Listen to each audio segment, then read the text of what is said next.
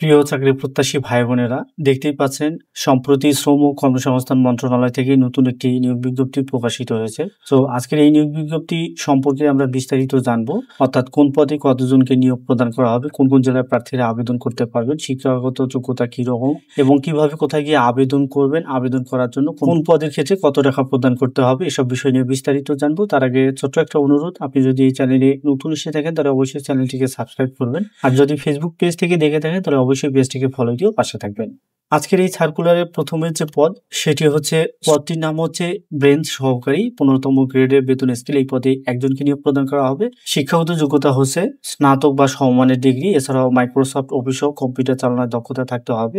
দ্বিতীয় পদটি হচ্ছে অফিস সহকারী কাম কম্পিউটার মুদ্রাক্ষরিক, 16তম গ্রেডের বেতন স্কেল। এই পদে একজনকে নিয়োগ প্রদান করা হবে। শিক্ষাগত যোগ্যতা হচ্ছে উচ্চ মাধ্যমিক সার্টিফিকেট বা সমমানের পরীক্ষায় উত্তীর্ণ, এছাড়াও কম্পিউটার ব্যবহারের দক্ষতা ও কম্পিউটার মুদ্রাক্ষরের সর্বনিম্ন গতি প্রতি মিনিটে বাংলায় 20 শব্দ এবং ইংরেজিতে 30 শব্দের গতি থাকতে হবে। এরপরে পদটি হচ্ছে প্রসেস সার্ভার, 19তম গ্রেডের বেতন স্কেল প্রদান করা হবে। এ পদেও একজনকে নিয়োগ প্রদান করা হবে। শিক্ষাগত যোগ্যতা হচ্ছে মাধ্যমিক স্কুল সার্টিফিকেট বা সমমানের পরীক্ষায় উত্তীর্ণ।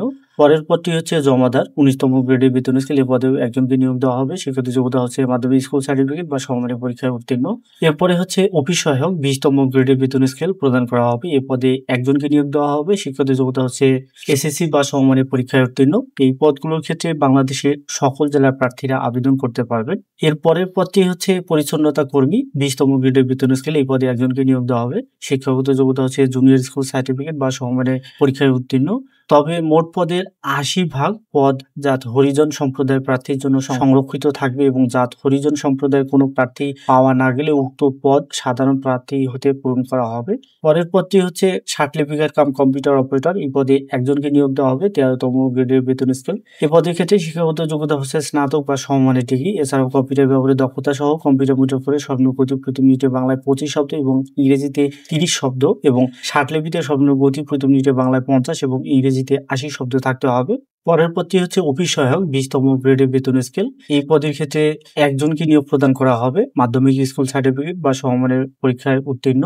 নিরাপত্তা প্রহরী নিয়োগ প্রদান করা হবে একজনকে, 20তম গ্রেডের বেতন স্কেল, যেখানে শিক্ষাগত যোগ্যতা হচ্ছে জুনিয়র স্কুল সার্টিফিকেট বা সমমানের পরীক্ষায় উত্তীর্ণ। এরপরে পরিচ্ছন্নতা কর্মী পদে একজনকে নিয়োগ প্রদান করা হবে। যে কোনো স্বীকৃত বোর্ড হতে জুনিয়র স্কুল সার্টিফিকেট বা সমমানের পরীক্ষায় উত্তীর্ণ। এছাড়াও যারা হরিজন সম্প্রদায়ের প্রার্থী হিসেবে আবেদন করবে তাদের ক্ষেত্রে 80% সংরক্ষিত পদ থাকবে। যদি হরিজন সম্প্রদায়ের কোনো প্রার্থী না পাওয়া যায় সেক্ষেত্রে সাধারণ প্রার্থী হতে পূরণ করা হবে। এই পদগুলোর ক্ষেত্রে ঢাকা, মানিকগঞ্জ ও টাঙ্গাইল জেলার প্রার্থীরা আবেদন করতে পারবেন। এরপরে নিরাপত্তা প্রহরী, 20তম গ্রেডের বেতন স্কেল, যেখানে একজনকে নিয়োগ প্রদান করা হবে। শিক্ষাগত যোগ্যতা হচ্ছে জুনিয়র স্কুল সার্টিফিকেট বা সমমানের পরীক্ষায় উত্তীর্ণ। এই পদের ক্ষেত্রে শুধুমাত্র ঢাকা জেলার বাসিন্দারা আবেদন করতে পারবেন। তারপরে পদটি হচ্ছে অফিস সহকারী কাম কম্পিউটার মুদ্রাক্ষরিক, 16তম গ্রেডের বেতন স্কেল, যেখানে একজনকে নিয়োগ প্রদান করা হবে। শিক্ষাগত যোগ্যতা হচ্ছে উচ্চ মাধ্যমিক সার্টিফিকেট বা সমমানের পরীক্ষায় উত্তীর্ণ, এছাড়াও কম্পিউটার ব্যবহারের দক্ষতা, কম্পিউটার মুদ্রাক্ষরের সর্বনিম্ন গতি প্রতি মিনিটে বাংলায় 20 এবং ইংরেজিতে 20 শব্দ গতি থাকতে হবে। তারপরে পদটি হচ্ছে অফিস সহায়ক। এই পদে 2 জনকে নিয়োগ দেওয়া হবে। এসএসসি বা সমমানের পরীক্ষায় উত্তীর্ণ হচ্ছে শিক্ষাগত যোগ্যতা।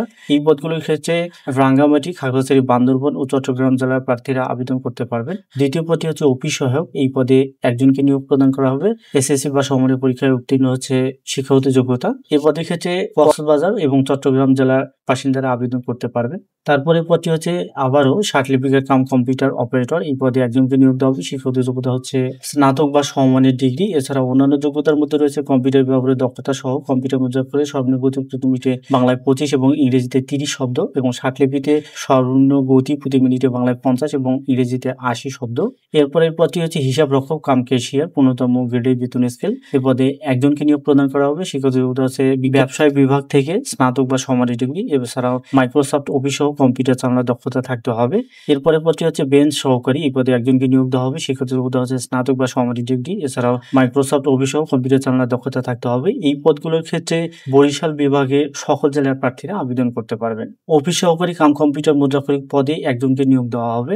এই পদের ক্ষেত্রে শিক্ষাগত যোগ্যতা হচ্ছে উচ্চ মাধ্যমিক বা সমমানের পরীক্ষায় উত্তীর্ণ, এছাড়াও কম্পিউটার ব্যবহারের দক্ষতা সহ কম্পিউটার মুদ্রাক্ষরের সর্বনিম্ন গতি প্রতি মিনিটে বাংলায় 20 এবং ইংরেজিতে 20 শব্দ গতি থাকতে হবে। আবারও প্রসেস সার্ভার পদে একজনকে নিয়োগ দেওয়া হবে, যেখানে শিক্ষাগত যোগ্যতা হচ্ছে মাধ্যমিক স্কুল সার্টিফিকেট বা সমমানের পরীক্ষায় উত্তীর্ণ। সার্টিফিকেট কম্পিউটার অপারেটর পদে একজনকে নিয়োগ দেওয়া হবে। স্নাতক বা সমমানের ডিগ্রি হচ্ছে শিক্ষাগত যোগ্যতা। এছাড়াও অন্যান্য যোগ্যতার মধ্যে হচ্ছে কম্পিউটার ব্যবহারের দক্ষতা এবং কম্পিউটার মুদ্রা করে বাংলায় 25 এবং ইংরেজিতে 30 শব্দের গতি থাকতে হবে প্রতি মিনিটে, এবং সার্টিফিকেটের সর্বনিম্ন গতি প্রতি মিনিটে বাংলায় 50 এবং ইংরেজিতে 80 শব্দ থাকতে হবে। হিসাব রক্ষক কাম ক্যাশিয়ার পদে একজনকে নিয়োগ দেওয়া হবে। শিক্ষাগত যোগ্যতা হচ্ছে ব্যবসায় বিভাগে স্নাতক বা সমমানের ডিগ্রি। এছাড়াও মাইক্রোসফট অফিস সহ কম্পিউটার চালানোর দক্ষতা থাকতে হবে।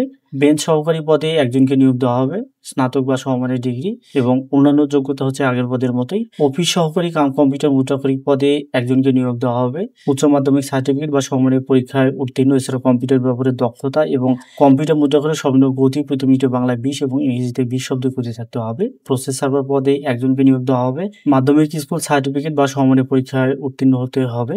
এই পদগুলোর ক্ষেত্রে রংপুর বিভাগের সকল জেলার প্রার্থীরা আবেদন করতে পারবেন। এরপরে পদটি হচ্ছে সার্টিফিকেট কাম কম্পিউটার অপারেটর 13তম গ্রেডের বেতন স্কেল। এই পদে একজনকে নিয়োগ দেওয়া হবে। শিক্ষাগত যোগ্যতা এখানে দেওয়া আছে। পরের পদটি হচ্ছে হিসাব রক্ষক কাম ক্যাশিয়ার। এই পদে একজনকে। বেঞ্চ সহকারী পদে একজনকে। অফিস সহকারী কাম কম্পিউটার মুদ্রাকরী এই পদে একজনকে। আবার অফিস সহায়ক পদে 3 জনকে। এই পদগুলোর ক্ষেত্রে কুমিল্লা, ব্রাহ্মণবাড়িয়া, চাঁদপুর, ফেনী, নোয়াখালী, লক্ষ্মীপুর জেলার বাসিন্দারা আবেদন করতে পারবেন। শিক্ষাগত যোগ্যতা এগুলো আপনারা দেখে নেবেন।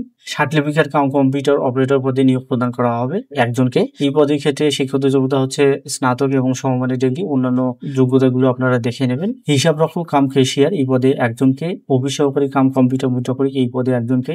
আবার অফিস সহায়ক পদে 3 জনকে। এই পদগুলোর ক্ষেত্রে ময়মনসিংহ বিভাগের সকল জেলার প্রার্থীরা আবেদন করতে পারবেন। শিক্ষাগত যোগ্যতাগুলো আপনারা দেখে নেবেন। সার্টিফিকেট কাম কম্পিউটার অপারেটর পদে একজনকে। হিসাব রক্ষক কাম ক্যাশিয়ার পদে একজনকে এবং বেঞ্চ সহকারী পদে একজনকে।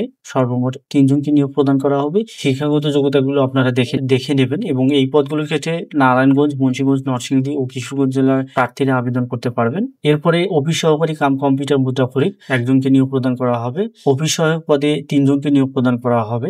এই পদ দুটির ক্ষেত্রেও নারায়ণগঞ্জ, মুন্সিগঞ্জ, নরসিংদী ও কিশোরগঞ্জ জেলার প্রার্থীরা আবেদন করতে পারবেন। অফিস সহকারী কাম কম্পিউটার মুদ্রাকরী পদে একজনকে। হিসাব রক্ষক কাম ক্যাশিয়ার পদে একজনকে। প্রসেস সার্ভার পদে একজনকে। অফিস সহায়ক পদে 2 জনকে এবং পরিচ্ছন্নতা কর্মী পদে একজনকে। শিক্ষাগত যোগ্যতাগুলো আপনারা দেখে নেবেন। এই পদগুলোর ক্ষেত্রে খুলনা বিভাগের সকল জেলার প্রার্থীরা আবেদন করতে পারবেন। এরপরে অন্যান্য যোগ্যতা এখানে দেয়া আছে।